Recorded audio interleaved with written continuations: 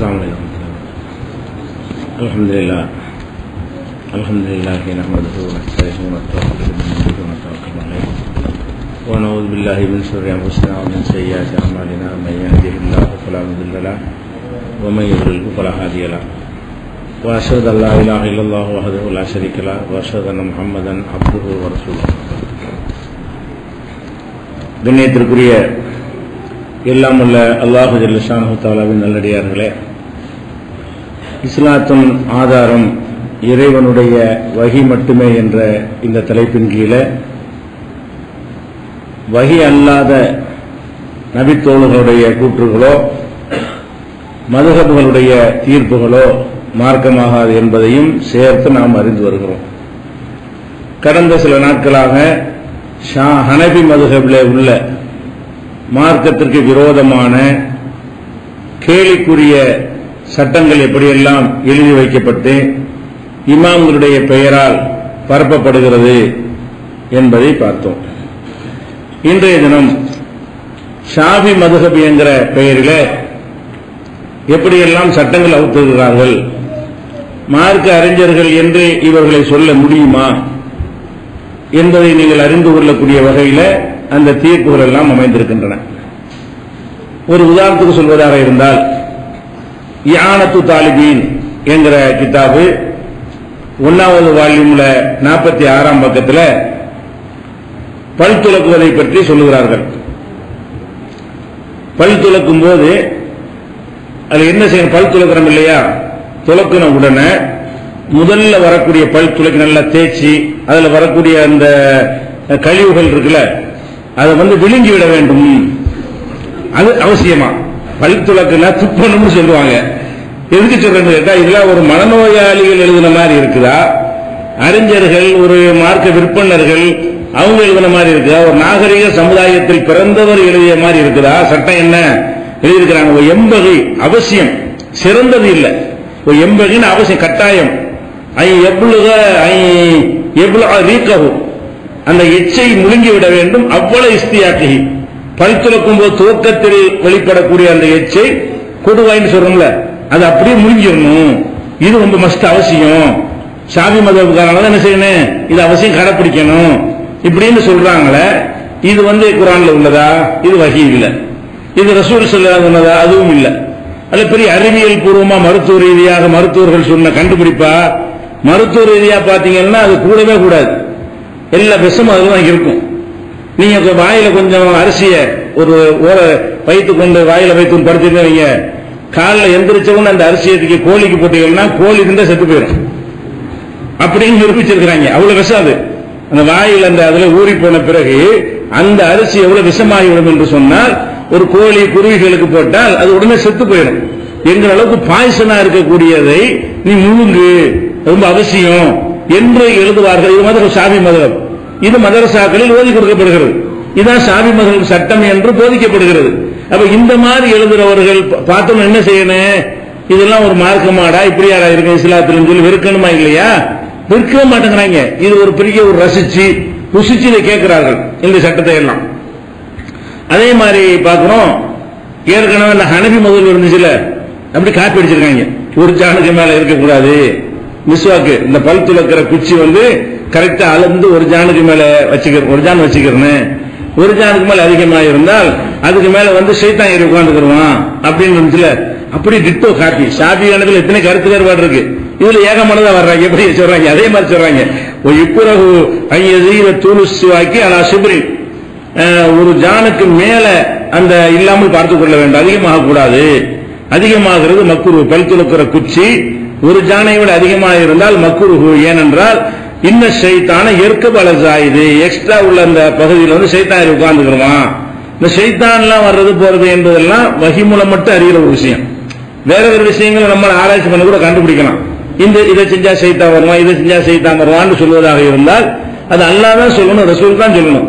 அந்த மாதிரி ஒரு விஷயத்தை கூட என்ன செய்யறாங்கன்னா, வாய்க்கு வந்தபடி ஒரு ஜானுக்கு மேல இருந்தா அது நல்லா இல்லைன்னு சொல்லிட்டு போ, நாகரீகமா இல்லைன்னு சொல்லிட்டு ஒரு மினிமம் அளவு கரெக்டா இருக்கணும், ரொம்ப பெருசா இருந்தா நல்லா இருக்கா, இப்படிதான் சொல்லி தொலையலாம். அதுல இருந்தாலும் ஷைத்தான் உட்கார்ந்துக்கிறோம். இது எங்க இருந்து எடுத்தீங்க? அப்ப உங்களுக்கு வகி வந்துச்சா, வகிக்கு சொந்தம் கொண்டாடுறீங்களா அப்படின்னு பார்க்கும்போது இப்படிதான் எல்லா சட்டமும் இருக்கும் என்பதற்கு இதெல்லாம் ஒரு உதாரணமாக இருக்கிறது. அதே மாதிரி இப்ப தலைக்கு மசகு செய்யணும்னு நம்ம விளங்கி வச்சிருக்கிறோம்.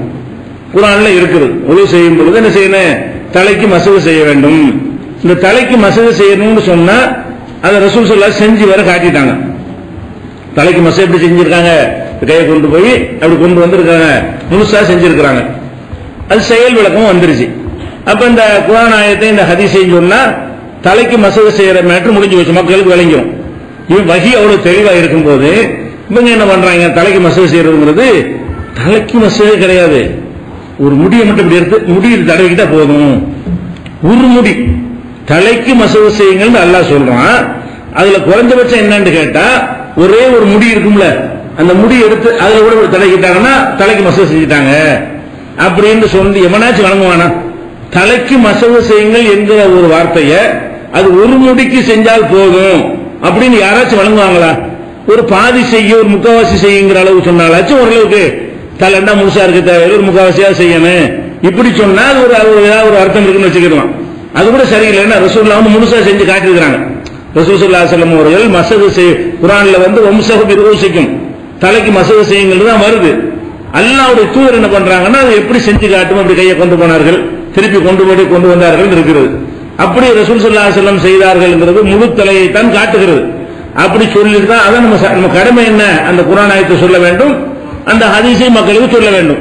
அதிலிருந்து மக்கள் முழுசா மசகு செய்து கொள்வார்கள். இதுதான் அதுக்கு சரியான முறையாக இருக்கும். இவங்க ஆராய்ச்சி பண்ற நேரத்தில் மஸ்ஹு ராசிகின் பதிலா தலைப்பு எப்படின்னு கேட்டா மஸ்ஹு பாலி ராசிகி, தலையில் கொஞ்சம் மசகு செய்யணும். கொஞ்சங்கிற வார்த்தையை எல்லாம் சொல்லல, கொஞ்சம் மசகு செய்யணும் அப்படின்னு சொல்லிவிட்டு உலவு பால ஷாரத்தின் வாகிதத்தின், நான் ஒரு தப்பா சொல்றேன், ஒரு முடி இல்ல, ஒரு முடியில் கொஞ்சம் இருந்தாலும் போதும். அதாவது ஒரு முடினால கொஞ்சம் பரவாயில்ல இருக்கு, இப்படி எழுதிருக்காங்க. நான் கவனிக்கல போத உலவு பால ஷாரத்தின் வாகிதத்தின், ஒரு முடியில் கொஞ்சம், ஒரு முடி எடுக்க வேண்டியது அப்படியே பெரிய முடி வச்சிருந்தாங்க, அதை எடுத்து கொஞ்சம் மசகு செஞ்சாச்சு. தலைக்கு மசகு இது என்ன அல்லாஹ்வுடைய மார்க்கத்தை விளையாடுறதா? இவங்க சொல்ல கேட்டு இப்படி செஞ்சா நம்ம இபாதத் என்ன ஆகுறது? ஒரு செல்லுமா? இப்படி எத்தனை பேர் செஞ்சுட்டு போயிருப்பான்.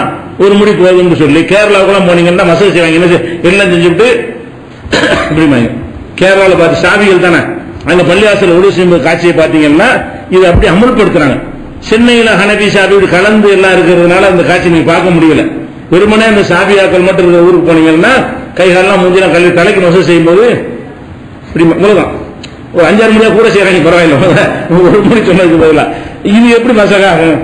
இதை இப்படி செய்யறவங்க தண்ணியில புழங்கிட்ட, தண்ணி கிட்ட இருக்குது, இப்படி செய்யறதுக்கு என்ன உனக்கு கேடு? இதுல போய் என்னத்துக்காக இப்படி செய்யணும்னு நீங்க சட்டம் சொல்லி கொடுக்குறீங்க. அப்ப இப்படி எல்லாம் குர்ஆன் ஹதீஸுக்கு நேர் மாத்தமா இருக்கு. இல்லாட்டி அந்த மீனிங் வரவே வராது. தலைக்கு மசகு செய்யுங்கிற வார்த்தையில ஒரு முடியில் ஒரு பகுதிக்கு என்று அர்த்தம் வரவே வராது. ஒரு முடியில் கொஞ்சத்தை ஒருத்த உதாரணமா ஒருத்த முடி எடுத்து கொஞ்சம் ஒரு முடியல கொஞ்சம் ஒரு 1/2 இன்ச் வெட்டிட்டோம், தலையை வெட்டிட்டாங்கன்னு ஒத்துக்குறீங்களா? தலைண்ட ஒரு முடி அது கொஞ்சம் தான் தலைங்கிறீங்கல்ல, அப்ப என்ன செய்யணும்? ஒரு முடி எடுத்து கொஞ்சம் வெட்டி விட்டுருணும்.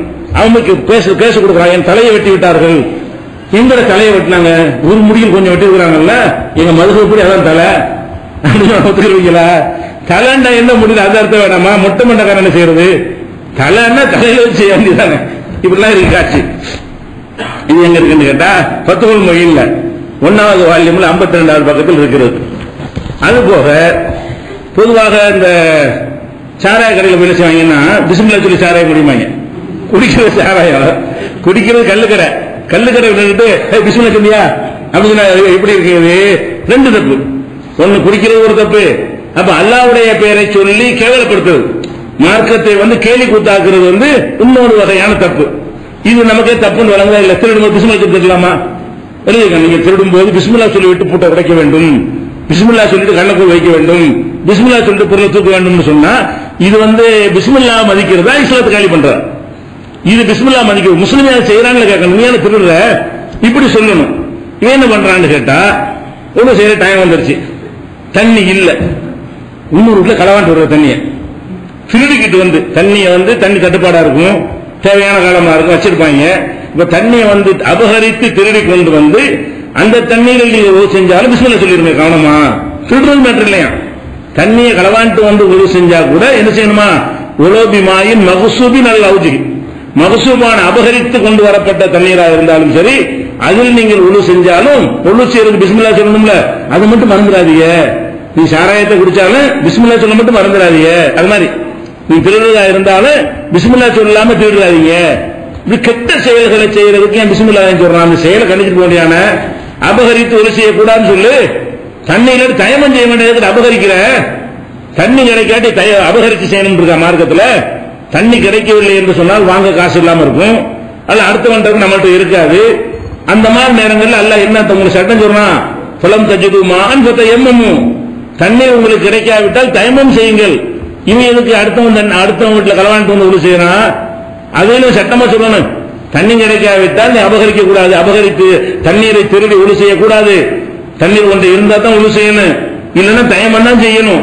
அப்படி சொல்றதுக்கு பதிலா நீ களவாண்டு வந்து தண்ணியை வந்து உழு செஞ்சாலும் செல்லணும், ஆனா பிஸ்மில்லா மட்டும் கரெக்டா சொல்லிக்க இப்படின்னு எழுதி வச்சுக்கிறாங்க. எங்க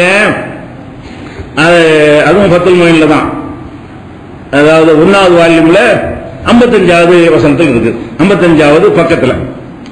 அதே மாதிரி வந்து பல் துலக்கிறத வந்து எதுக்கு ஆரம்பத்தில் 2-3 துவக்கத்தை மட்டும் தான் பார்த்து வந்திருக்கிறேன். ஃபுல்லா நுழைஞ்சதுக்கு வண்டி வண்டியே கிடைக்கும்.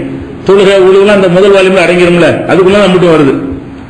பல் துலக்கிறது எதுக்காக நினைச்சிருக்குது, பற்களுக்கு இடையில அந்த கசடுகள்லாம் போய் நிற்கும், அதெல்லாம் வெளியேற்றுறதுக்காகத்தான் பல் துலக்குதல் பேர. பல் துலக்கிறது தான். பல்ல ஒருத்தர் கிழமை 90 வயசு கிழமை, அவனு பல்ல இல்ல, இவன் பல் துலக்கணுமா? பல் துலக்க அறிவே சொல்லுது. இவனுக்கு என்ன வாடி வளர்ந்து மொட்டையா இருக்க போகுது, அது என்ன ஒட்டிக்கிட்டு இருக்க போகுது, என்னத்துக்கு அந்த பிரஸ் குச்சி வச்சு தேய்ச்சா இருக்கு ஈரலாம் புண்ணா போயிடும். பல்லுல தேய்ச்சா கரெக்டா இருக்கு. வெறுமனை ஈரமட்டு இருக்கிறவன் போய்கிட்டு பல் துலக்க சொன்னா என்ன மாதிரி நன்மை செய்யறதுக்கு பதிலாக கேடா போயிடும். அப்ப இவங்க என்ன செய்யறாங்கன்னு கேட்டா, இன்னமா எத்தாக்கது சிவாக்கு பல் துலக்குற மிக மஸ்ட் அவசியம். உளவு லிமன்ல அசுனான லகு, பற்களே இல்லாதவனா இருந்தாலும் சரி, பல்லு இல்லாட்டாலும் ஒவ்வொரு உணவு செய்யும் பொழுது பல்லு இல்லாத கிழவனும் என்ன செய்யணும், அந்த பிரஷை வச்சு அந்த மிஸ்வாக் குச்சி வச்சு என்ன செய்யணும், பல் தூக்கிட்டு வந்துறாங்க. ஒரு அறிவு வேணும், சென்ஸ். இது எதுக்கு அவனுக்கு ஏன் சொல்லணும், பல் துலக்கன்னு சொல்லிட்டாலே பல்லு இருந்தா துலக்கணும், இல்லாட்டி அதுல அடங்கிடுது. அதுக்கு பேர பல் துலக்கிறது. பல்லு இருந்தா பல்லு துலக்கம், பல்லு இல்லாட்டி துலக்க மாட்டான். அவனுக்கு சட்டம் வராது, சும்மா ஆய குடிச்சிட்டு போயிட வேண்டியதான். அப்ப இவனுக்கு சட்டம் சொல்லணும்னு சொல்லி அந்த அவனுக்கு கேடா நன்மையா இது. இப்படி ஈரல போயிட்டு பல்லு முளைக்க பல்லெல்லாம் விழுந்து போய் அவனை கஷ்டப்பட்டு இருக்கும் பொழுது அது ஈர கொண்டு ஓரளவுக்கு சாப்பிட வேண்டியிருக்கு. அதை வந்து புண்ணாக்கி விட்டாங்கன்னா என்ன செய்வாங்க, ஈர புண்ணா வச்சிருந்தாங்கன்னா எப்படி அவன் சாப்பிடுறது? அப்ப வயசானவர்களுக்கு எவ்வளவு பெரிய அதாபு இது. இப்படி எல்லாம் இந்த மார்க்கத்தில் இருக்குமா? இது எல்லாம் அவனை சிந்திக்க சொல்லி அவன் சொன்னது. பல்துலகம் சொல்லிட்டு அடுத்த பக்கத்து போயிட்டு வேண்டியதானப்பா, பல்துலக்கு ஒரு அதிசயம் போட்டுட்டு அடுத்த டாபிக் போக வேண்டியதான், வாய்ப்பு பிடிக்கிறது போயிட வேண்டியதானே. அதுக்கு பல்துல உள்ள நுழையிறான், தீப்பா நுழையிறாங்களாம். பல்துலக்கணும், குச்சி எப்படி இருக்கணும், ஒரு ஜனக்கு மேல எப்படி இருக்கணும், தீட்டு அந்த எச்சு என்ன பண்றது, இதெல்லாம் சிந்திக்கிறாங்க. பல்துலக்கிற மேட்டர் ஓடிட்டு இருக்க வேண்டியதானே. ஆராய்ச்சி தான் ஆராய்ச்சியம். இவர்களெல்லாம் மார்க் அறிஞர்களா மூடர்களா சிந்திச்சு பாருங்க. அதே மாதிரி வந்து இப்ப தொழுதுகிட்டு இருக்கிறோம். தொழுதுகிட்டு இருக்கும்போது சில வணக்க வழிபாடுகள் செய்வதை பற்றி பேசுறோம். பேசினா ஒத்துக்குறீங்களா? தொழுதுகிட்டு இருக்கும் அல்லாஹ் தக்பீர் கட்டிட்டு நாளைக்கு ஒரு 100 ரூபாய் தர்மம் செய்யணும் இப்படின்னு ஒருத்தன் பேசுறான். வாய் திறந்து மனசுல நினைக்கிற வாயை திறந்து அல்ஹம்துலில்லாஹி ரப்பில் ஆலமீன் நாளைக்கு ஒரு 1000 ரூபாய் அப்துல் காதர் கொடுக்க வேண்டும் அர்ரஹ்மான் சொல்றான்னு வைங்க.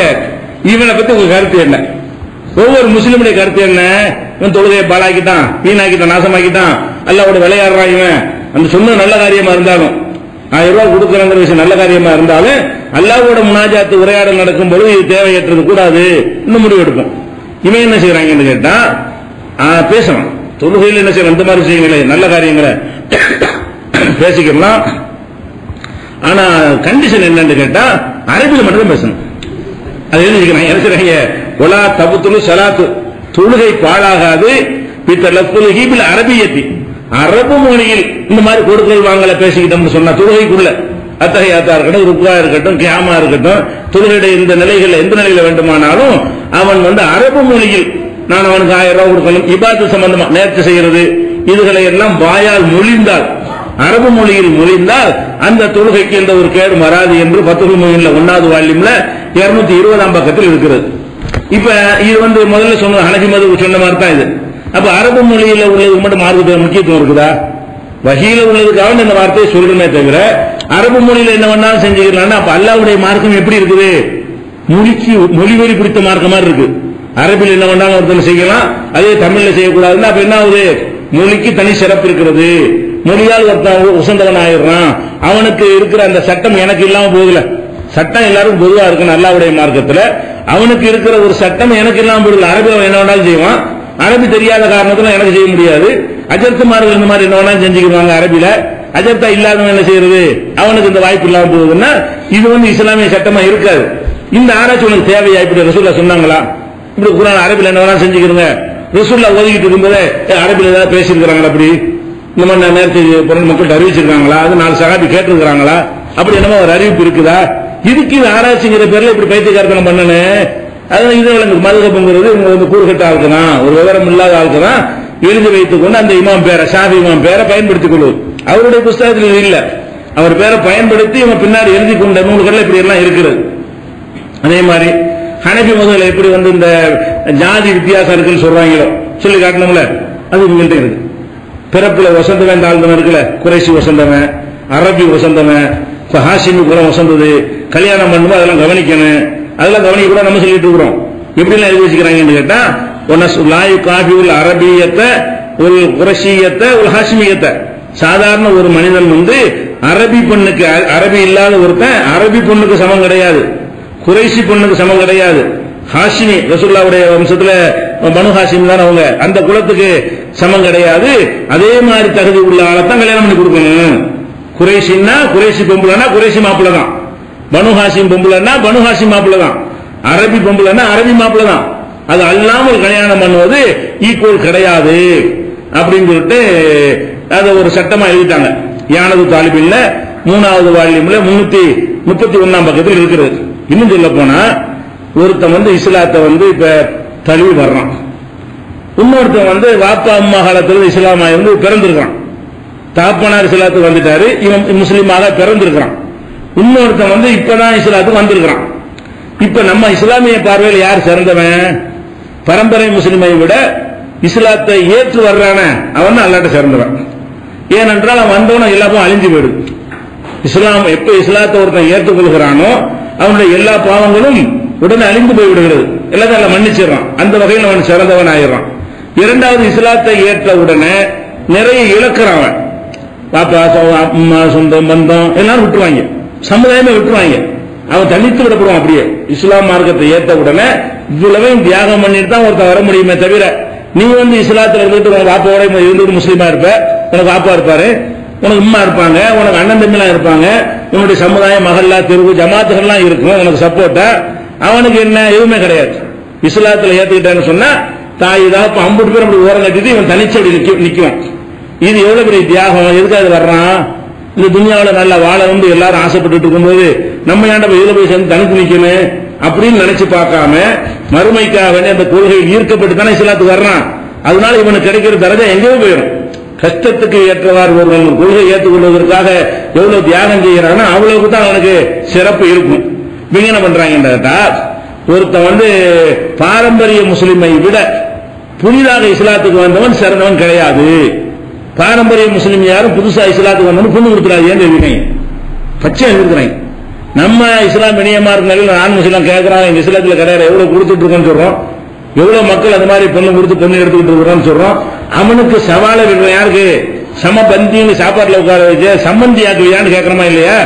நாங்க சம்பந்தியாக தயாரா இருக்கிறோம், நீ சமபந்தின்னு சோத்துல உட்கார வைக்கிற என்றெல்லாம் நம்ம பிற சமுதாய மக்களுக்கு கேள்வி கேட்கிற அளவுக்கு நமக்கு எல்லாம் தெளிவு இருக்கிறது, இவங்களுக்கு இல்ல. இதெல்லாம் தமிழ்ல வராம போச்சு, வந்துச்சுன்னு வைங்களேன் நாசமா போயிருக்கு இஸ்லாமே. இதனால தெரியாம போச்சு. இந்த அரபில் ஆலிம் ஷாக்களுக்கு மட்டும் தெரிஞ்ச விஷயமா போறதுனால மக்கள் மத்தியில் கொண்டு போய் சேர்க்கப்படல. இது அந்த காலத்தில் அவங்க மூளைச்சல பண்ணி செஞ்சுட்டாங்க வைங்க, நம்ம இப்படி அவனை தான் பார்ப்போம். அப்படி பார்த்தா சஹாபியோட நம்ம தான் சிறந்தாரு. இப்ப இவன் வாதப்படி பார்த்தா சஹாபி அவர்தான் இஸ்லாத்துக்கு வந்தாரு, வாப்பா முஸ்லீம் இல்ல. சஹாபாக்கள் எடுத்துக்கிட்டீங்கன்னா வாப்பா முஸ்லீம் இல்ல, உம்மா முஸ்லீம் இல்ல, அவர் மட்டும் தான் இஸ்லாத்துக்கு வர்றாரு. நம்ம 14 நூற்றாண்டு நாங்க வர்றோம், நம்மளை விட ரொம்ப கீழே போயிடுவாரு சஹாபி. இவங்க வாதப்படி பார்த்தீங்கன்னா இவன் வாதப்படி பார்த்தீங்கன்னா நம்ம 5 தலைமுறை 10 தலைமுறை இருக்கிறோமே, அப்ப நம்ம இதுல சிறந்தவங்க ஆயிரும். சஹாபாக்கள் அவராத்தான் இஸ்லாத்துக்கு வந்தாரு. இங்க வாதப்படி அபூபக்கரை விட யார் சிறந்தா இருக்கலாம்? நம்ம எல்லாம் சிறந்தா இருக்குங்கிறாங்க. உமர் அவர்ல அவராத்தான் இஸ்லாத்துக்கு வந்தாரு, வாப்பா இஸ்லாத்துக்கு வரல. அபூபக்கருடைய வாப்பா கடைசியா வந்தாரு, அபூபக்கர் வரும்போது வரல. அப்ப அந்த மாதிரி பெரிய பெரிய குலமான்னு சொல்லக்கூடியவங்க எல்லாம் அலி இருக்காரு, வாப்பா அபு தாலிப் வராம போயிட்டாரு. அப்ப அலியை விட யார் சிறந்தாளுங்க? நம்ம சிறந்தாளுங்க. நம்ம முஸ்லீம், பாப்பா முஸ்லீம், தாத்தா முஸ்லீம், கொள்ளு தாத்தா முஸ்லீம் இருக்கமே. அப்ப அந்த மாதிரி எல்லாம் சட்டம் இருக்குமா? எழுதி வச்சுக்கிறாங்க. சொலாயு காபியும் மன் அஸ்லம பி நஃப்ஸிஹி, தானாக இஸ்லாத்தை தழுவுகிறானே அவன் மல்லஹ அபுன் அவ் அக்ஸர் பில் இஸ்லாம், தகப்பனோ அதுக்கு மேற்பட்டவர்களோ இஸ்லாத்தில் இருக்கிறாங்களே அவங்களுக்கு இவன் ஈக்குவல் கிடையாது, இவன் மட்டும். அப்ப இதை ஒழிச்சு கட்டி தான் இஸ்லாம் வளர்ந்து கொண்டிருக்கிறது. இந்த ஒரு பேசிக்குள்ள விளங்காம இஸ்லாத்துல இது இருக்கவே முடியாது. அந்த ஒரு ஆயத்து போதும், ஒரு ஆண் ஒரு பெண் கிடைத்திருக்கிறோம், யாரும் சிறந்தவங்க கிடையாது, தக்வா கொண்டுதான் சிறந்தவர்கள் நல்லா சொல்றானே. அந்த ஒரு வசனத்தை இவங்க படிச்சிருந்தா இப்படி சட்டம் எழுத முடியுமா? குர்ஆனுடைய அந்த ஒரு வசனம், அதை வச்சு தான் உலகம்லாம் இஸ்லாத்துல ஈர்க்கப்பட்டு இருக்கிறது. ஒரு ஆதமுக்கு பிறந்த அம்பிட்டு பேர் ஆதமுடைய பிள்ளைகள் தான். உங்களை யாரும் உயர்த்தால் கிடையாது. அல்லாஹ்விடத்தில் இறையச்சம் உடையவனா இருந்தீங்கன்னா நீங்க அல்லாஹ்ட்ட வசந்தவனா இருப்பீங்க. அப்படி இல்லைன்னா யாருக்கு எந்த உயர்வுதாலும் கிடையாது. இந்த குலம் கோத்திரம் எல்லாம் வித்தியாசப்படுத்தி அறிந்து கொள்வதற்கு தானே தவிர உயர்வுதாழ்வு பார்ப்பதற்கு இல்லை என்று குர்ஆன்ல இருக்கா இல்லையா? அப்ப இந்த வஹிக்கு மாத்தமா தான் உங்களுக்கு தைரியமா உங்களுக்கு எழுத முடிகிறது. என்ன நீங்க எப்படி இந்த ஊறி போயிருக்கு, பாரம்பரியமா ஊறி போய் நாங்கெல்லாம் ஆதிவாசிகள், நாங்கெல்லாம் பாரம்பரியமான ஆள் கண்டு ஒவ்வொரு ஊர்லயும் சொந்தம் கொண்டாடுறாங்கல்ல. சில ஊர்களில் முஸ்லீம் ஊர்களில் போனீங்கன்னா புதுசா ஒருத்தன் வெளியூர்ல இருந்து வந்துட்டாங்க வைங்களேன், அவனை போய் டைப்பா பார்ப்பாங்க. நான் எத்தனை வருஷம் அங்க இருக்கிறேன், பொழைக்க வந்தவன் இருப்பாங்கல்ல. இப்படித்தான் அந்த அஜித்குமாரோட புத்தி எப்படின்னு கேட்டா, புதுசா வர்றவனை பத்தி இந்த மாதிரியான ஒரு பார்வை.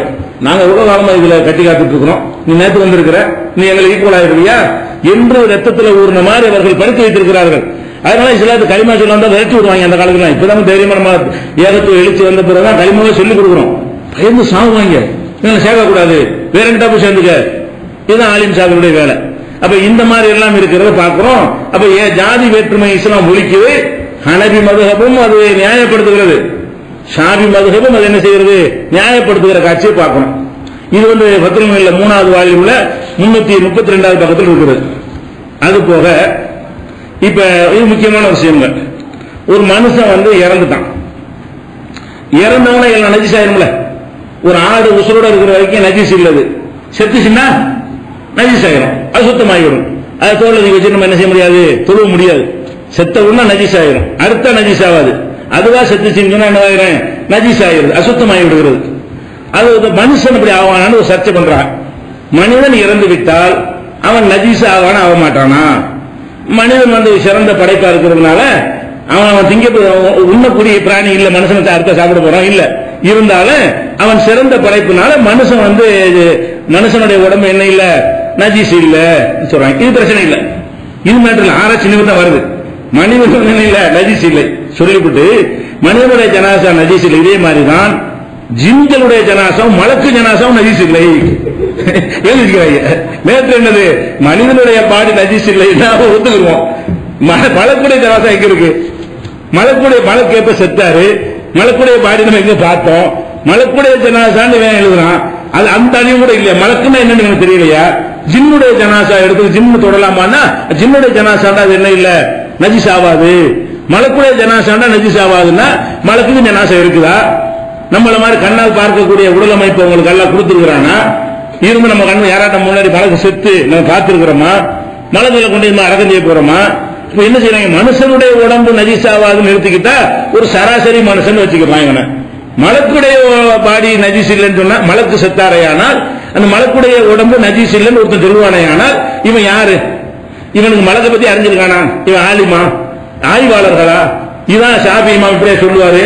அந்த பெரிய மேதையுடைய பெயரை பயன்படுத்திக் கொண்டு அவர் பெயரால புத்தகத்தை எழுதி கொண்டு மலக்குடைய ஜனாசா நஜீஸ் எழுதி வைத்திருக்கிறார் என்று சொன்னால் அப்ப இவங்க ஒரு மனநோயாளிகள் விளங்குதா இல்லையா? அறிஞர்களை கணக்கில் எடுத்துக்கொள்ள முடியாது. இவங்க மனநோயாளிகளுக்கு அந்த மாதிரிலாம் உணர்வு சம்பந்தமா உணர்றது என்ன? உலகத்தில் நடக்காத விஷயத்தெல்லாம் நடக்கிற மாதிரி பேசலாம், மனநோய் தானே. மலக்க ஜனாசான்னு ஒண்ணு கிடையாது, அது இருக்குங்கிற ஒரு சட்டம் சொன்னாண்டா அவ பாத்துக்கணும். இது எங்க இருக்கு? மலக்க ஜனாசா யானதுத்தா கல் பஷரை, மனிதனை போலத்தான். அது ஜின்னு ஒரு மலக்கு, ஜின்களும் மலக்குகள் மனிதனை போலத்தான். இந்த ஜனாசா தாபி தான் சொல்றாங்க. அன்னக்குள்ள மின்ஹும் அஜிசாமுல் லஹா மைக்கத்தும் பெரிய தாயிரத்தும், இவைகளுக்கு இந்த இவைகள் இறந்து விட்டார்கள் என்று சொன்னால் அந்த உடம்பு தாகிரத்தும் சுத்தமானது என்கிற விஷயத்தில் மனிதனை போலதான் ஜின்களும் மலக்குகளும் அப்படின்னு சொல்லி யானது தாலிபில் 1வது வால்யூம்ல 90ஆம் பக்கத்தில் இருக்கிறது. அப்ப இது பார்க்கும்போது நமக்கு தெரிகிறது, நம்ம எவ்வளவு பரவாயில்லை, நம்ம 7 வருஷம் படிக்க நம்ம எவ்வளவு நினைக்கிற மாதிரி இருக்கா இல்லையா? நம்ம எவ்வளவு எங்கே நிக்கிறோம்? அந்த ஆலிம்சாக்களை விட ஆலிம்சாக்களை உருவாக்குகிற இந்த சட்ட புஸ்தகத்துக்கு மேல அல்லாஹ் நம்மளை நல்லா வச்சிருக்கிறானே, நம்மளை அறிவுறுத்த மக்களா வச்சிருக்கிறானே, சிறந்த நிலையில் வைத்திருக்கான், சந்தோஷப்படுகிற அளவுக்கு அதுல பாதாளத்தில் கிடைக்கிறார்கள். அறிவுடைய அதுல பாதாளத்தில் கிடைக்கிற காட்சியை பார்க்கணும். அதே மாதிரி இப்ப ஷாஃபி மதத்துல ஜும்மா தொழுகிறோம்ல, ஜும்மா தொழுகிறதா இருந்தா அவங்களுக்கு மஸ்ட் 40 பேர் வேணும். ஒரு சின்ன ஊர்ல 25 பேர் இருந்தாங்கன்னு வைங்களேன், ஜும்மா தொழுக கூடாது, அவங்க லோகர் தான் தொழுவணும். 39 பேர் இருந்தாலும் என்ன செய்ய முடியாது, ஜும்மா தொழுக முடியாது. மஸ்ட் எவ்வளவு இருக்கணும்? 40 பேர் இருக்கணும். சரி, 40 பேர் தொழுகிட்டு இருக்கிறாங்க. தொழுது இருக்கும் போது ஒருத்தனுக்கு காத்து போயிடுச்சு. எழுதிக்கிறாங்க, ஒருத்தருக்கு ஒரு நீங்கினால் 50 பேருக்கு மசாலா ஆகிவிடும். அதுக்கு ஒரு சட்டம் சொல்லி ஒரு புதிர் போடுவாங்கல்ல, அந்த புதிர் போட்டு ஒரு கேள்வி கேட்டு பதில் சொல்றாங்க. எப்படி சொல்றாங்கன்னு கேட்டா, மத்தா ஹதஸ மின்ஹும் வாஹிதுன், அவர்கள் ஒரே ஒருவருக்கு ஹதஸ் அதாவது ஒன்று நீங்கி விடுமையா என்று சொன்னால் லம் தஸிஹ ஜும்மாத்துல் பாக்கீன், 39 பேருடைய ஜும்மாவும் செல்லாது. இது எப்படி கண்டுபிடிக்கிறது முதல்ல அது தெரியல. அவன் சொல்லுவானா அல்ல எப்படின்னு வழங்கல. அவன் இபாதத்து அவன் பொறுப்பாளி. இந்த 40 பேர் இருக்கிற சட்டம் மார்க்கத்தில் இல்லாது ரசூல் ஸல்லல்லாஹு அலைஹி வஸல்லம் 40 பேர் இருக்கணும்னு சொன்னதுக்கு ஆதாரமே கிடையாது. பலவீனமான ஹதீஸ்கள் தான் இருக்கிறது. ஒரு தடவை ரசூல் ஸல்லல்லாஹு அலைஹி வஸல்லம் தொழுதுட்டு இருப்பாங்க, ஜும்மாவுல விட்டுட்டு மக்கள் ஓடி போயிடுவாங்க. வியாபார கூட்டம் வந்தவன ஆரம்ப காலம் தானே, இஸ்லாத்துல அப்படிதான் வந்திருக்கிறாங்க. இப்ப தொழுகை நம்ம பிடிமானம்லாம் ஏற்பட்டு போச்சு. அப்பதான் தொழுகை சட்டத்தை அறிந்து கொண்ட ஒரு நிலை. சஹாபாக்கள்லாம் ஓடிடுவாங்க. ஓடினா 12 பேர் தான் மிஞ்சுவாங்க. அப்பதான் அல்லாஹ் வியாபாரத்தை கண்டால் ஓடி விடுகிறார்கள், உன்னை விட்டுட்டு எல்லாம் ஓடி போயிடுறாங்கன்னு ஒரு வசனம் இருக்குல்ல ஜும்மாவுல. இதாராவது திஜாரத்தன், ஒரு வியாபாரத்தை கண்டால் லகுவன் வீணானதை கண்டால் ஓடி விடுகிறார்கள், உன்னை விட்டு ஓடி போயிடுறாங்க அப்படின்னு நல்லா அந்த வசனத்தை இறக்குறானே. அதுக்கு இந்த சம்பவம் தான் காரணம். அன்னைக்கு மிஞ்சினது யாரு? 12 பேர் தான். 12 பேர் சும்மா செல்லுபடியா இருக்குது, எல்லாரும் ஓடி போயிட்டாங்க. 12 தானே மிஞ்சி இருக்குது, 12 பேரை கொண்டு தொழுது இருக்கிறாங்க, அது செல்லுபடி ஆகிருக்குது. ஜும்மாங்கிற ஜமாத்து மாதிரி 3 பேர் இருந்தா 2 பேர் இருந்தா செய்ய வேண்டியதான், அந்த ஜும்மா தொழுகை தொழுது விடலாம். அப்ப ஜும்மா என்பது கூட்டு ஒரு தொழுகைக்காக வேண்டியும் எல்லாரும் வார வாரம் கூடணும் என்ற ஒரு முக்கியத்துவத்துக்காக கடமையாக்கப்பட்டிருக்கு. வெளியூர்கள் இஸ்லாத்தை தழுவ வரும்பொழுது ரசூலுல்லாஹ் 40 பேர் தான் தொழுன்னு சொல்லி அனுப்பவே இல்லை. உங்க ஊருக்கு சென்றால் வெள்ளிக்கிழமை நீங்கள் ஜும்மா தொழுவுங்க தான் சொல்லி அனுப்பினார்கள். அந்த காலத்துல உடனே 40 வராது. இந்த காலம் மாதிரிலாம் அவ்வளவு இருக்காது. ஒரு சொல்லி ஒரு ஆள் உண்டாக இருக்க அவ்வளவு கஷ்டப்பட வேண்டியிருக்கும். 2, 3, 5 பேர் இருக்கிற ஊர்கள் எல்லாம் நீங்க தொழுது ரசூலுல்லாஹ் சொன்னார்கள். இந்த 40 சர்த்த முதல்ல கிடையாது. சரி, 40 பேர் தொழுவணும்னு சர்த்து வச்சீங்கன்னா ஒருத்தன் தொழுகையில் இருக்கும்போது 40 கரெக்டா இருக்கிறது. அவங்க ஊழ நீங்கி விட்டது என்று சொன்னால் 50 பேர் தொழுகை பசாதுங்கிறீங்கள, இது நமக்கே தெரியாம ஒருத்தன் உழு நீங்கி அவன் மறைச்சு யாருக்கும் சொல்லாம போயிட்டானே இவங்க என்ன வருது தெரிஞ்சாலாச்சும் ஒருத்தர் போயிடலாம். அவன் டிக்ளேர் பண்ணி இடையில நான் உழவு நிறுத்தி விட்டேன் அப்படின்னு சொன்னான்னு வைங்க, சரிடா 39 தொழுவு நமக்கு சும்மா செல்லாது, இல்ல நீ உழவு செஞ்சுட்டு வாடா இன்னொருக்கா செய்வோம் அப்படிங்கிற மாதிரி செய்யலாம். அப்ப இது என்ன சட்டம் இப்படி இருக்குமா மார்க்கத்துல? அவ இந்த மாதிரி எல்லாம் சட்டத்தை என்ன செய்யறாங்க, எழுதி வைத்திருக்கிறார்கள். அதே மாதிரி இது யானது தாலிபின்ல 2வது வால்யூம்ல 55வது பக்கத்தில் இருக்குது. அதே மாதிரி தொழுகையில வியாபாரம் பண்ணலாமா? நம்ம பள்ளிவாசல்ல வியாபாரம் அறிவிப்பு செய்யக்கூடாதுன்னு இருக்குவோம். பள்ளிவாசலுக்குள்ள என்ன செய்யக்கூடாது, காண பண்ண பொருளை தேடக்கூடாது, வியாபாரம் பண்ணக்கூடாது, தடை இருக்குது. பள்ளிவாசல் தொழுகிறாள் இல்ல, பள்ளி வாசல்ல சும்மா இருக்கிற ஆட்கள் என்ன செய்யக்கூடாதுன்னா அதை வியாபாரத்துக்கு பயன்படுத்தக்கூடாதுன்னு வச்சிருக்கிறோம். தொழுகையில வியாபாரம் பண்ணலாமா? தொழுகையில பண்ண முடியாது. ஆனால் ஷாஃபியா இருந்தீர்களே ஆனால் தொழுகையில வியாபாரம் பண்ணலாம், வேணும்னே பண்ணலாம். பண்ணனாலும் தொழுகை பாத்தில் ஆகாது. என்ன மேட்டர்னு கேட்டா சைகையால் பண்ணணும். உப்பு மூட்டை எவ்வளவு அவர் கேட்பார், வெளியே நிற்கிறார், உப்பு மூட்டை எவ்வளவு, நம்ம என்ன செய்யணும், 3 ரூபா 30 ரூபாய் காட்டணும். இது செய்யலாம். இஷாராவை கொண்டு என்ன செய்யறது, எப்ப சரக்கு வரும் இப்படி சொல்லலாம். இஷாரா அவனால நீ திருச்சி தொழுக, அவன் மிளகாம கேட்கிற அண்ணன் தொழுதுட்டு இருக்க வேண்டியதானே. தொழுது கொண்டிருக்கும் பொழுது சைகையால் என்ன செய்யலாம், நம்ம வியாபாரம் பண்ணி கொள்ளலாம். எவ்வளவு ரூபாய்க்கு தருவீங்க? தொழுது இருக்கும்போது 500 ரூபாய்க்கு தருவேன், 5000 ரூபாய்க்கு தருவேன் சொல்றதுக்கு இப்படி போட்டு சைபர் போட்டு காட்டணும். சைகை எல்லாம் தானே, காட்டுறது மட்டுமா சைகை போட்டு இப்படி காட்டினா 5000 வருமா இல்லையா? இது செய்யலாமா? தொழுதுகிட்டு இருக்கும் பொழுது சைகையின் மூலமாக ஒருத்தன் வியாபாரம் செய்யலாம். இது எப்படி வேணா எழுதுவான? இப்படி ஒரு இறையச்சம் உள்ள ஒருத்தனுக்கு இப்படி சிந்தனை வருமா? தொழுகைக்கு நீங்க அதை விட்டு தானே வர சொல்லி இருக்குது. வியாபாரம் ஒரு நேரம் பண்ணிட்டு இருந்த தொழுகைக்கு வந்து நீங்க உட்காந்து வியாபாரம் அவன் கேட்பான முதல்ல மக்கள் வந்து தொழுறாரு அப்படிதான் சொல்லுவான். இவங்க அப்படி ஒட்டுமொத்த சமுதாயம் இருந்திருக்காங்க, விளைஞ்சிருக்காங்க.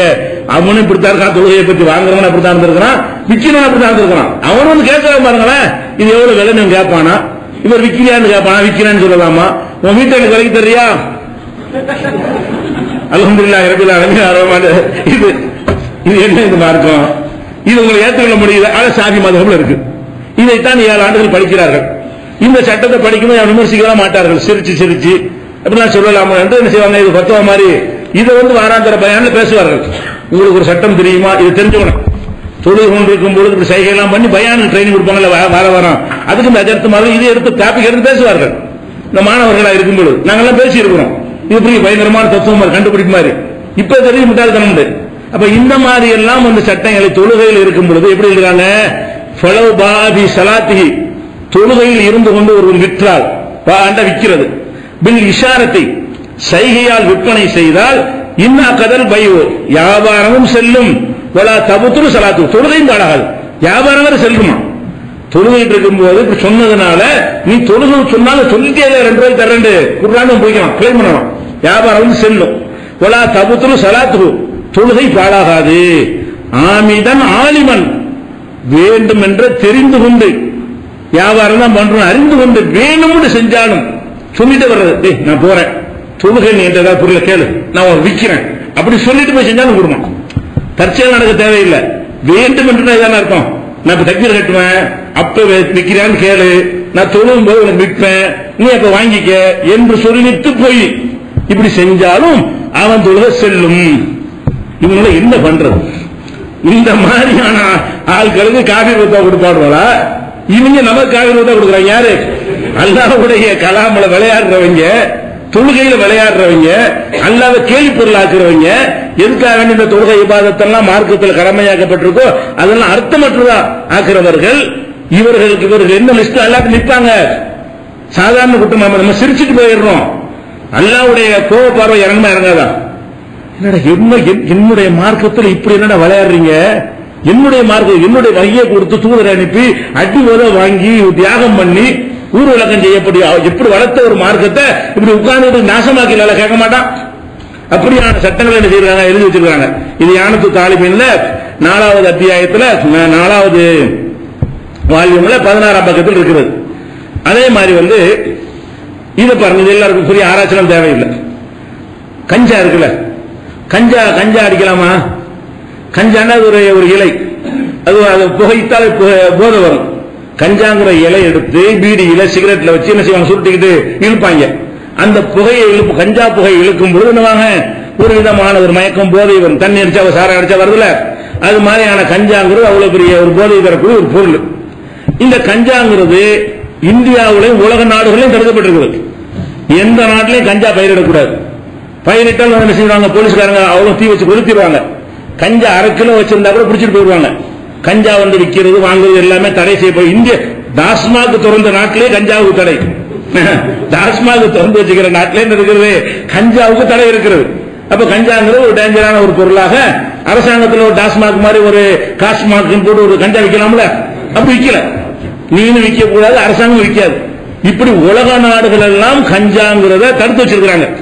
இந்த சாதி மதத்துக்காரன் என்ன பண்றான்னு கேட்டா, யுக்குரகு அக்ரு எசேரி மின்ஹா, இந்த கஞ்சாவை கொஞ்சமா யூஸ் பண்ணுவது மக்ரூஹ், பெரிய குற்றம் இல்ல, ஹராம் இல்ல, ஹராம் கிடையாது. மக்ரூஹ் என்னது, அவ்வளவு நல்லது இல்லை என்று வச்சுக்கிறாங்க.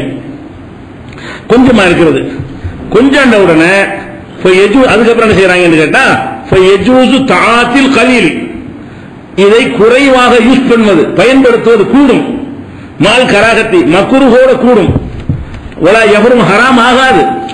மதரசாவில் சொல்லிக் கொடுக்கும்போது எப்படி சொல்லிக் கொடுக்குறாங்கன்னா, கஞ்சா இருக்குதுல அது கொஞ்சமா யூஸ் பண்ணிக்கலாம், மக்ரூஹ் தான், ஹராம் இல்ல, மக்ரூஹ் கூட அது கூடும், ஜாயிஸ், மக்ரூஹ் கூட ஜாயிஸ் ஹலால் சொல்லிவிட்டு, வலாக்கின் யஜிபு கத்மு அலல் அவாம், இது அவாம்களுக்கு சொல்லிவிடாத. அவாம்டா யாரு? பாமரர்கள். அவாம்டா யாரு? பாமர மக்கள், பொதுமக்களுக்கு சொல்லக்கூடாது. ஏன் சொல்லக்கூடாது அப்படின்னு வாசனம். வலாக்கின் யஜிபு கத்மு அலல் அவாம், கொஞ்சமா கஞ்சா அடிக்கலாம் என்பதை அஜர்த்துமார்கள் மட்டும்தான் வைத்துக் கொள்ளணுமே தவிர பொதுமக்களுக்கு சொல்லிவிடாதீர்கள் அப்படி நினைச்சுக்கிறாங்க. பொதுமக்களுக்கு யார் சொல்லக்கூடாது, படிக்கணும் சொல்லக்கூடாது.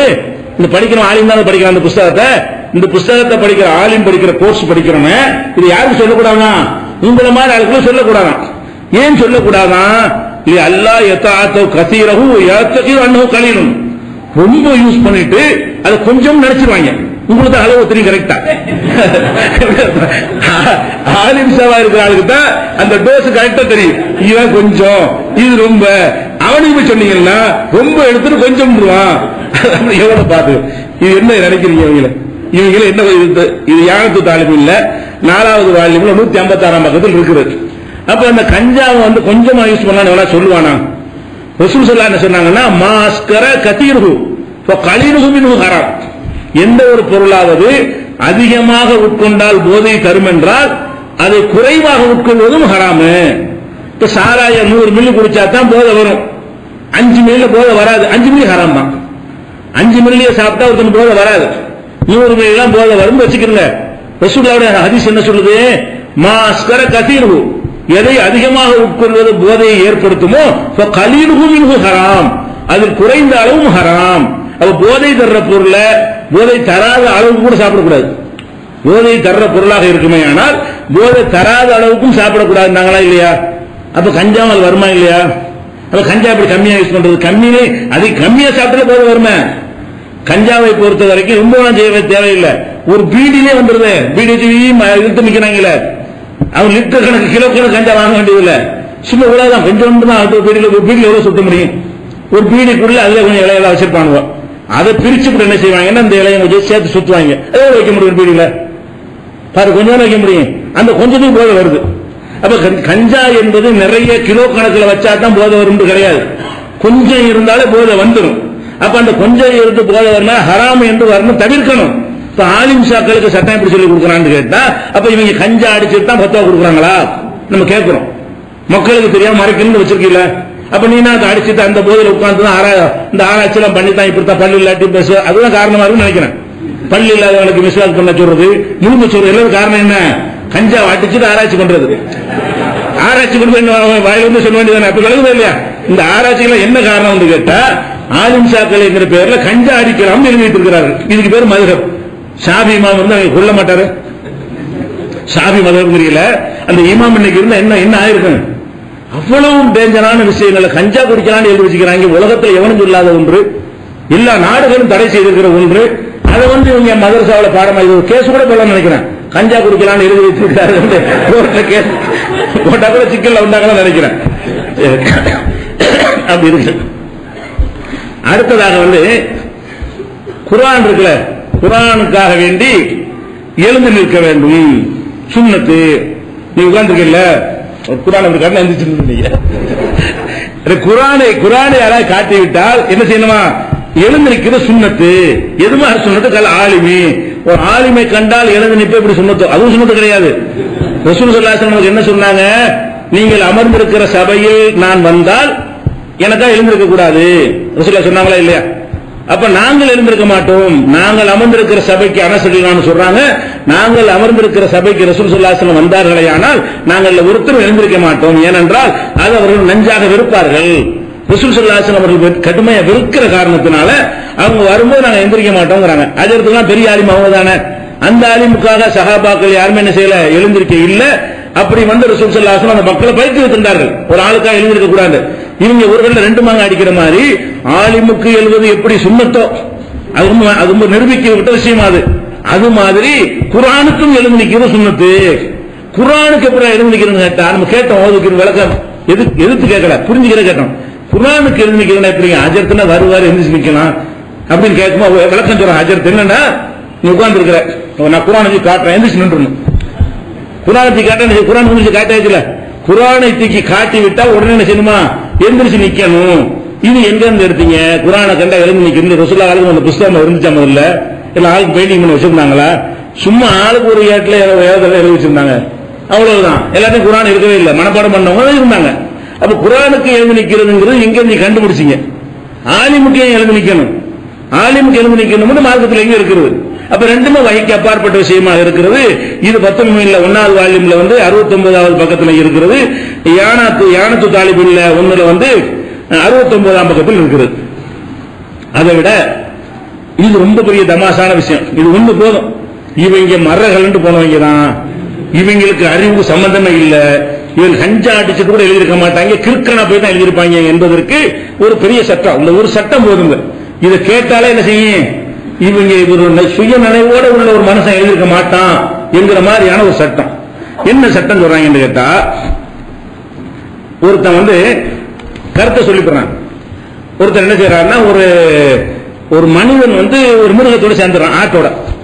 கற்பனை அஜப்தா மதரசா ஆராய்ச்சி பண்றாங்க, சட்டம் எடுக்கிறாங்க. ஒரு மனிதன் என்ன செய்யறான், ஒரு ஆட்டோட சேர்ந்து அந்த ஆடு மனுஷ பிள்ளையை பெற்றுருச்சு. எப்படி இதெல்லாம் ஆராய்ச்சி பெற்றுருச்சு. மனுஷ பிள்ளையை பெற்றவன அது மனுஷனாவே வளருது. மனுஷனாக வளர்ந்து அது ஒரு ஆலிமா, பெரிய ஒரு படிச்ச ஆலிமாயி எல்லாம் வந்துருச்சுன்னு வைங்களேன். அவரை இமாமத்து செய்ய வைக்கிறாங்க பெருநாளைக்கு. இமாமத் செஞ்சு முடிச்சவன அவரே அறுத்து போட்டு குர்பானி கொடுத்துடலாம். ஆட்டுக்கு பிறந்திருக்காருல்ல, அவர் எதுக்கு பிறந்திருக்காரு, எங்களுக்கு இமாம் குத்பா நடத்தினாரு, தொழுகை முடிச்சு அவரே குர்பானி கொடுத்துட்டோம். ஏனென்றால் அவர் ஆட்டுக்கு பிறந்திருக்கிறாரு. இதெல்லாம் ஒரு தமாசு மாதிரி தெரியுதா, ஒரு சுயநிலை உள்ளவங்க பேசுற மாதிரி தெரியுதா? யோசிச்சு பாருங்க. இது ஒரு ஆராய்ச்சி மாதிரியே தெரிகிறது. இந்த மாதிரி நிறைய எழுதிக்கிறாங்க. அதே மாதிரி ஒரு இப்படி பண்றாங்க. இதானது ஆதமியும் நல்லா கல்பத்தின் ஹிஞ்சுரத்தின், ஒரு மனிதன் பொட்ட நாயோட சேர்ந்தான் அல்லது பன்றி பொட்ட பன்றியோட சேர்ந்து அதுல ஒரு பிள்ளை பிறந்து விட்டால் அது மனுஷன் மாதிரி இருந்தால் அது நஜீஸ், அது அவனை தொடக்கூடாது, அவன் நஜீஸ் ஆயிரும். இப்பெல்லாம் பிறக்காது, முதல்ல அப்படிலாம் பிறந்து வாழாது.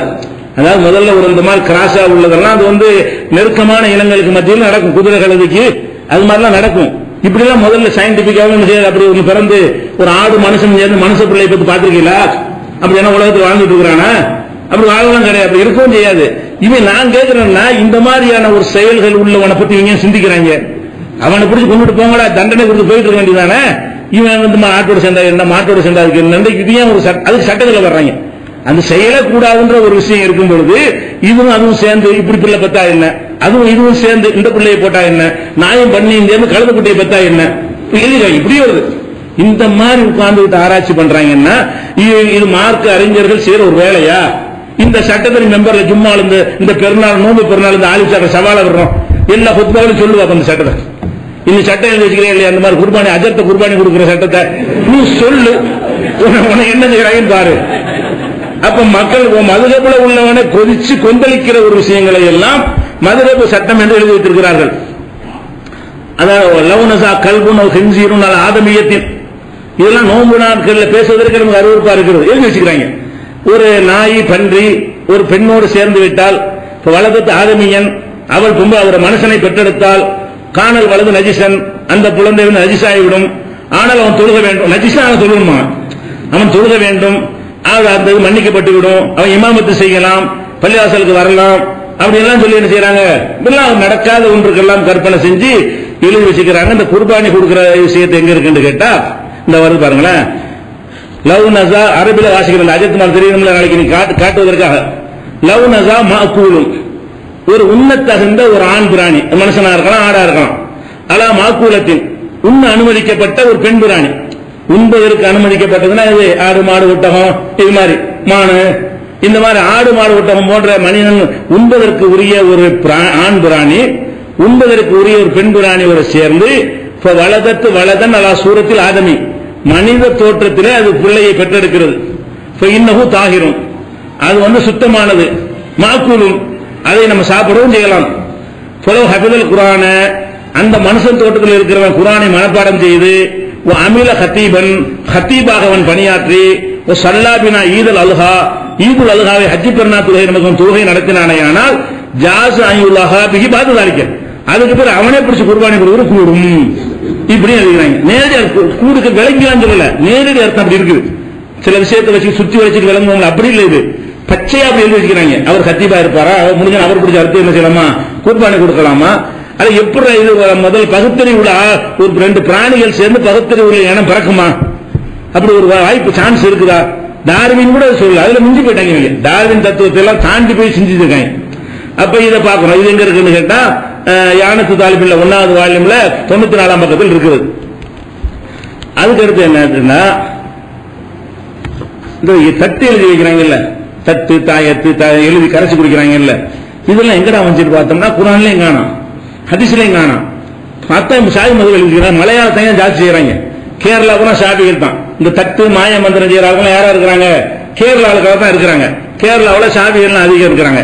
அவங்க என்ன சொல்றாங்கன்னு கேட்டா உலா யுக்ரஹு குத்துபு ஷைஇமினல் குர்ஆனி ஃபீ இனாயின் யுஸ்கா மாஹுல் ஷிஃபா, அதாவது குர்ஆனுடைய வசனங்களை எழுதி அதை கரைத்து அந்த தண்ணீரை நிவாரணத்திற்காக குடிக்கிறது மக்ரூஹ் இல்லை, செஞ்சுக்க இப்படிங்கிறத என்ன செய்யறாங்க? யானத்து தாலிபில் 169 எழுதிக்கிறாங்க. இதுதான் அந்த அஜர்த்துமா தொழிலுக்கு உதவுது. இந்த கிதாபை தூக்கி பிடிக்க காரணம் என்னன்னு கேட்டா தட்டு எழுதுறது, அதுல நிறைய சம்பாதிக்கலாம்ல. ஒடுக்குது இலையில எழுதுறது, மற்ற நாட்களில் தட்டுல எழுதி கொடுத்து பேய் பிசாசுன்னு போறாங்கல்ல, எழுதி கொடுத்து 9 நாளைக்கு வந்து கரைச்சு குடிங்க இப்படின்னு சொல்வதெல்லாம் கிறுக்குத்தனம்னு சொல்றோம். எழுதுறது வந்து மைய தான் கரையும். குர்ஆன் அதுல வரும். எழுதுனது ஒருத்தன் திட்டி எழுதிட்டு கரைச்சாலும் அந்த மை தான், அல்ஹம்துலில்லாஹ் எழுதிட்டு கரைச்சாலும் அந்த மை தான். ரெண்டே டெஸ்ட் அனுப்புனா ஒரே ரிசல்ட் தான் வரும். அது ஒண்ணுமே இருக்காது. மைய தான். எழுத்துங்கிறது தோற்றத்தில் இருக்கிற வரைக்கும் தான் எழுத்து. அழிச்சிட்டோம்னா அது இங்கு தான். அது சரியா? அப்ப ஓதுறதுக்கு நன்மை இருக்குன்னு சொல்லி ஒத்துக்கிறோம். குர்ஆனை ஓதுறமா, ஓதுறதுக்கு நன்மை, வகி அதே மாதிரி உச்சரிக்கிறதுக்கு நன்மை இருக்கிறது. அவங்க என்ன செய்யறாங்க என்று கேட்டா எழுத்தை கரைச்சு குடிக்கலாம் என்பது அது செய்யலாம், தப்பு கிடையாது, மக்ரூஹ் கிடையாது. அந்த பிசினஸ் எல்லாம் பண்றதுக்கு எது காரணமா இருக்கிறது? இது காரணமா இருக்குது. என்ன வகி? இதுக்கு எந்த குர்ஆன் வசனம் ஆதாரம்? கரைச்சு குடிக்கிறதுக்கு எந்த ஹதீஸ் ஆதாரம்? வருமானத்துக்காக இவங்க கண்டுபிடிக்கிறாங்க என்பது இதெல்லாம் நம்ம வருகிறது. அதே மாதிரி வந்து இன்னொரு விஷயம், நம்ம ஒரு கடையில போய் ஒரு தொழில் தைய கடைக்கு போறீங்க. தையல் கடையில போய் இந்த சட்டையை தச்சு கொடுங்க அப்படின்னு கேட்கிறோம். அல்லது ஒரு செலவு கடையில போய் இதை வந்து செலவு பண்ணித்தாங்கன்னு கொடுத்துட்டு வந்துடுவோம். கொடுத்துட்டு நாளைக்கு போய் கேட்கிறோம், சட்டையை தந்துட்டானா கூலி பேசாம தான் கொடுக்குறோம். நடைமுறையில தெரியும். நடைமுறையில் இருக்கு சட்டை தைக்கிறதுனா உழவு, அயனுக்கு உழவு, இதுக்கு எது தெரியும். அதை தெரிஞ்சு நம்ம கூலி கொடுத்துட்டு வந்துட்டு இருக்கோம். ஷாஃபி மதுஹபா இருந்தா கொடுக்க தேவை கிடையாது. அவன் வாங்கும் போதே கூலி தரணும்னு சொல்லி வாங்கணுமா. சும்மா வாங்கி வச்சுட்டான்னு வைங்களேன், கூலி நீ முதல்ல கேட்டியா, கூலி கேட்டியா நீ என்கிட்ட அப்படின்னு சொல்லிட்டு கூலி கொடுக்காம தயார் பண்ணலாம்னு எழுதிக்கிறாங்க. என்ன எழுதிக்கிறாங்கன்னு கேட்டா ஒரு டெய்லர்ட்ட வந்து தன்னுடைய துணியை வந்து தைப்பதற்கு கொடுக்கிறான். அவ கசாரில் எக்ஸரகு அல்லது ஒரு வண்ணான்ட்ட வந்து துவைப்பதற்காக சலவைக்காக வேண்டி கொடுக்கிறான். அவ சப்பாகில் எஸ்பகு அல்ல சாயம் தேய்க்க சாயம் பூசு போடுவாங்கல்ல, சாயம் போட்டு தர்றது துணிகளுக்கு, அவன்கிட்ட கொண்டு இந்த துணியை கொண்டு சாயம் ஏற்றிட்டாங்க கலர் போட்டுட்டாங்கன்னு கேட்கிறான். அவனை செஞ்சு கொடுக்குறான். உளம் எதுக்குற அகதுமா உஜரத்தன், உஜரத்து கூலியை பத்தி ரெண்டு பேருமே பேசிக்கல. தொலா உஜரத்தை கூலி கொடுக்காது, இதுக்கு சாயம் போட்டுட்டாங்கன்னா அதுக்குள்ள ரேட் வரல, வழக்கமான ரேட் எவ்வளவுன்னு கேட்பான். சில பேர் முந்தி கேட்டுட்டு கொடுப்பான், சில பேர் பெஞ்சு கொடுப்பான். டாக்டர் போய் பேசி பேசிட்டு ஊசி போடுறோம், எல்லாம் முடிச்சுட்டு எவ்வளவுன்னு கேட்போம். 20 ரூபாய் ஆனந்தர் முதல்ல சொன்னீங்க, சாபி டாக்டரா பார்த்து போங்க, இதை பிரித்து வச்சுக்கோங்க. நம்ம எதிர்பார்க்கல, சாபி பதில் டாக்டரா இருந்தா இதை பிரித்து வச்சுக்கிறேன். ஊசி எல்லாம் போட்டு காசு கேட்டாருன்னா தர முடியாது. முதல்ல சொன்னீங்களா ஊசி போட முந்தி இவ்வளவு ஆகும்னு சொன்னீங்களா, மாத்திரை டாக்டர் எவ்வளவு சொன்னீங்களா, ஒண்ணு சொல்லல, இல்ல தரமாட்டேன். ஏன் தரமாட்டேன்? நம்ம நீங்களும் சாபி நானும் சாபி, நம்ம சாபி சக்கா அப்படித்தான் இருக்குன்னு ஒத்துக்குவாரா? அப்படி எழுதிக்கிறாங்க. பத்துமையில 3வது வால்யூம்ல 119ஆம் பக்கத்தில் இருக்கிறது. அது மாதிரி ஒரு வயிற்றுல குழந்தை இருக்குல்ல, அது எவ்வளவு நாளைக்கு இருக்கும் அப்படின்னு கேட்டா சயின்டிபிக்கா என்ன செய்யறாங்க, 287 நாள் அதிகமா கண்டுபிடிச்சிருக்காங்க. 30 மாசம், நம்ம 10 மாசம் சொல்லிடுறோம். 300 நாள் ஒரு கணக்கு சொல்லணும் வைங்களேன். கர்ப்பத்தில் அதிகமா இருக்கிற நாள் எவ்வளவு? 287 நாட்கள் அதிகபட்சம். அது கம்மியாகவும் குழந்தை பிறந்துடும். 287 நாள் தான் அதிகமா என்ன செய்யும், ஒரு குழந்தை ஒரு கரு வந்து தாய் வயிற்றுல இருக்கும். இது எல்லாரும் தெரிஞ்ச ஒரு விஷயம். அதை விட ஜாஸ்தியான அர்த்தம் எடுத்துருவாங்க. அதுக்கு மேல போனா என்ன செய்வாங்க, தாய்க்கு ஆபத்து, குழந்தைக்கு ஆபத்து, அது சைஸ் பெருசா போச்சுன்னா பெரிய டேஞ்சர் ஆயிரும் எடுத்துருவாங்க. இதுல வந்து இன்னொன்று என்னன்னு கேட்டா, உள்ள இருக்கும் பொழுது அது வளர்ந்து கொண்டே தான் இருக்கும். குழந்தையை பொறுத்த வரைக்கும் 3 மாச கரு 4 மாச கரு ஒரே வெயிட்ல இருக்கும் இருக்காது. 5 மாச கரு 6 மாச கருவுக்கு மத்தியில பல அதிகமா இருக்கும். இவங்க என்ன செய்யறாங்கன்னு கேட்டா, ஷாஃபி மதுஹப்ல ஒரு கருவுடைய அதிகபட்ச காலம் 4 வருஷம். ஒரு கருவுடைய அதிகபட்ச காலம் என்னது? 4 வருஷம். இதை சாதாரணமா சொன்னா இவருக்கு தெரியாது. இவங்க எங்க இதை கொண்டாந்து ஃபிட் பண்றாங்க கேட்டா தலாக்குல கொண்டு வர்றாங்க. தலாக்கு சட்டத்துல ஒருத்தன் பொண்டாடி தலாக்கு சொல்லிட்டான். தலாக் சொன்ன பிறகு 4 வருஷத்துக்கு ஒரு 2 மாசம் பிள்ளை பெற்றுட்டான். இவன் தலாக்கு சொல்லிட்டான். தலாக்கு சொல்லி அவன் தனியா போயிட்டு அவன் தனியா வந்துட்டாங்க. அப்ப 4 வருஷத்துக்கு 2 மாசம் தான் இருக்குது. அப்ப ஒரு பிள்ளையை பெற்றுட்டான். இவன் பிள்ளைதான். அது யார் பிள்ளை? 4 வருஷம் வரைக்கும் இருக்கலாம்ல. இவன் தலாக்கு விட்டா கூட இவனுடைய கருதம் வளர்ந்துட்டு இருந்திருக்கிறது. 3.5 வருஷம் வளர்ந்து பெற்றிருக்கிறா இப்படின்னு சொல்லணுங்கிறான. இது எவனாச்சும் ஏத்துக்குறான? இந்த அஜத் மதம் நடந்த ஏத்துக்குவாங்களா? ஏன் பிள்ளை ஒத்துக்குவாங்களா? அவங்களோட அந்த காலத்துக்குள்ள பிறந்தா என்ன செய்வாங்க? தலாக்கு விடுறோம், 3 மாசத்துல பிள்ளை பெற்றா இவன் பிள்ளைன்னு சொல்லுங்க. விவாகரத்து செய்யும் பொழுது அந்த 280 நாள் கணக்கு இருக்குல்ல, அந்த கணக்குக்குள்ள 200 நாள்ல பெறட்டும், 250 பெறட்டும், இல்ல 17 நாள்ல பெறட்டும், இதெல்லாம் என்ன செய்யலாம்? அடே உன்னுடைய அவங்களோட சேர்ந்து இருந்த காரணத்தினால உன்னுடைய குழந்தை தான் கருவுதான் இருந்திருக்குது என்று அவன் மீது சுமத்தணும் ஒத்துக்கொள்ள வேண்டும். இவங்க என்ன செய்யறாங்கன்னு கேட்டா நம்மளுடைய அதிகபட்ச நாள் 60 4 வருடங்கள் 4 ஆண்டுகள் வரைக்கும் ஒரு குழந்தை கருவில் இருக்கும் என்று ஆராய்ச்சியாளர்கள் மூலமா கண்டுபிடிச்சிருக்காங்க. எந்த ஆராய்ச்சியாளர் கண்டுபிடிச்சிருக்காங்க? ஒரு ஆராய்ச்சியும் போட காணாம். அவர் வீட்டுல பக்கத்து வீட்டுல ஒருத்தருக்கு 4 வருஷம் கழிச்சு பிள்ளை பிறந்துச்சு. இவர் வீட்டுல அப்படியே இருக்கிறாங்க. இந்த ஒரு எங்க வீட்டுல ஒருத்தர் இருந்தார், அடுத்த வீட்டுக்காரரு, அவர் வீட்டுல 4 வருஷம் கழிச்சு தான் பிள்ளை பெற்றாங்க. இப்படி எல்லாம் ஒரு காரணத்தை போட்டு என்ன செய்யறாங்க? இது நிரூபிக்கப்பட்ட உண்மைன்னு எழுதி வச்சுக்கிறாங்க. இப்ப நம்ம என்ன கேட்கிறோம் என்றால், அப்ப 4 வருடம் வரைக்கும் ஒரு குழந்தை கருவுல இருக்கிறதுக்கு சான்ஸ் இருக்கா? கருவுல இருந்து செத்து போயிடுவாங்க. 4 வருஷம் நினைச்சுங்களா 4 மடங்கு வளர்ந்துடும். இந்த 1 வருஷத்துல என்ன சைஸ்ல இருக்குதோ அதை விட என்ன செய்யும்? 4 மடங்கு அந்த குழந்தை வளர்ந்துட்டு வெளியே வந்து வளருதா இல்லையா? அது அப்படி இருக்கிற பொருள். அது மாவு பிசைஞ்சு வைக்கிற மாதிரி வைக்க முடியுமா? அது உள்ள இருந்து 1 வருஷம் பிறக்கிற ஒரு டைம் வந்துருச்சு. அதை தாண்டினால் ஒரு பேச்சுக்கு வெளியே இருந்து வளர்ற மாதிரி என்ன செய்யும்? அது வளர்ந்துகிட்டே வரும். வளர்ந்து கிழிச்சுக்கிட்டு வேற மாதிரி டேஞ்சர் ஆகி போயிடும், ஆபத்தான நிலையாயிரும். அப்படிலாம் ஒருத்தருக்கு யாராலும் இருக்க முடியாது. அப்ப அல்லாஹ் என்ன செய்யறான்னா மனிதனை நம்மளை குறைந்த வளர்ச்சியில கொண்டு வர்றான். ஆடு மாடுகள்லாம் என்ன செய்யும்? குட்டி விட்டு ஓடும். ஆட்டுக்குட்டிலாம் இருக்க நம்மள மாதிரி 2 வருஷம் பிறகு நடக்கும் இல்ல, அப்பவே நடக்கும். ஆட்டுக்குட்டிலாம் என்ன செய்யும்? போட்ட உடனே குச்சி போட ஆரம்பிச்சோம். அப்ப மிருகங்கள்லாம் என்ன செய்யுதுன்னா அது முத்தி போய் தானாக செயல்படக்கூடிய பருவத்துக்கு வந்த பிறகு அல்ல பிறகு வைக்கிறான். மனிதனுக்கு அல்லாஹ் செஞ்ச கருணை என்னன்னு கேட்டா, என்ன தூக்கி பால்லாம் கொடுக்க தெரியாது. நீ மிருகங்களுக்கு தூக்கி பால் கொடுக்குமா? தாய்ப்பால் கொடுக்க தெரியுமா? அதுவா நின்று அதுவா நடந்து அதுவா போய் தாய்ப்பால் குடிச்சாதான் அந்த குட்டிகள் வாழ முடியும் என்பதற்காக வேண்டி அதனுடைய காலத்தை அல்லாஹ் என்ன செய்யறான்? முதிர்ந்த நிலையில் வந்த பிறகு பிறக்க வைக்கிறான். மனிதன் எப்படி பிறக்க வைக்கிறான்? அந்த கருவறையில் இருக்கிற வரைக்கும் எவ்வளவு தேவை அது வரைக்கும் வைத்து விட்டு பேசவும் தெரியாது, ஆள தெரியாது, ஊட தெரியாது, காலத்துக்கு தெரியாது, கையத்துக்கு தெரியாது, சிரிக்க தெரியாது, இந்த மாதிரி ஒரு நிலையில வைத்து படிப்படியா அப்புறம் வேண்டுகோள் நிக்கிற அளவு கொண்டு வர்றான். இந்த நிலையில் வரக்கூடாதுங்கிறதுக்கு தான் அல்ல என்ன செய்யறான்? சீக்கிரமே வெளியே கொண்டு வர்றான். இதெல்லாம் மனிதனுக்கு தாங்க இயலாது, பெண்களுக்கு தாங்க இயலாது, மிருகங்களுக்கு தாங்கிக்கணும். அந்த மாதிரி கையை உதைக்கிற அளவுக்கு வளர்ந்த பிறகு கூட அதனுடைய கருவறைகள் தாங்கக்கூடிய வகையில் படைக்கப்பட்டிருக்கிறது. மனிதன் இப்படி படைக்கப்படலை என்பதற்கு அல்லாஹ் செஞ்சிருக்கிறான். இவங்க 4 வருஷங்கிறாங்க. 4 வருஷத்துக்கு விவாகரத்து பண்ணிட்டு 4 வருஷத்துக்கு பிறகு உன் புள்ளன்னு சொன்ன உலகத்தில் எவனாச்சும் ஒத்துக்குறானா? ஒருத்தன் டைவர்ஸ் பண்ணிட்டான், பொன்னாடி தனியா போயிட்டான், 4 வருஷம் கழிச்சு பிள்ளைய பெறா, உன் புள்ள தான் எவன் ஒத்துக்குருவான்? ஷாஃபி ஒத்துக்குருவானா? ஹனபி ஒத்துக்குருவானா? ஒரு முஸ்லிம் அல்லாத ஒத்துக்குருவானா? யாராவது ஒத்துக்குருவானா? இத விஞ்ஞானி ஒத்துக்குருவானா? ஒரு டாக்டர் ஒத்துக்குருவாங்களா? அப்ப இந்த மாதிரியான ஒரு பைத்தியகார்த்தமான சட்டங்களை எல்லாம் என்ன செய்யறாங்க? எழுதி வச்சுக்கிறாங்க. இது யானத்து தாலிபன்ல 4வது வால்யூம்ல 49ஆம் பக்கத்தில் இருக்கிறது. இன்னும் சில விஷயங்கள் ஷாஃபி மதுஹப் சம்பந்தமாக இருக்கிறது. அடுத்து வேற ஒரு டாபிக் இருக்கு. ஒரு டாபிக் எடுக்கணும்ல, வஹிக்கு எதிரான விஷயங்கள், அதுகளை இன்ஷா அல்லாஹ் நாளைக்கு பார்க்கலாம்.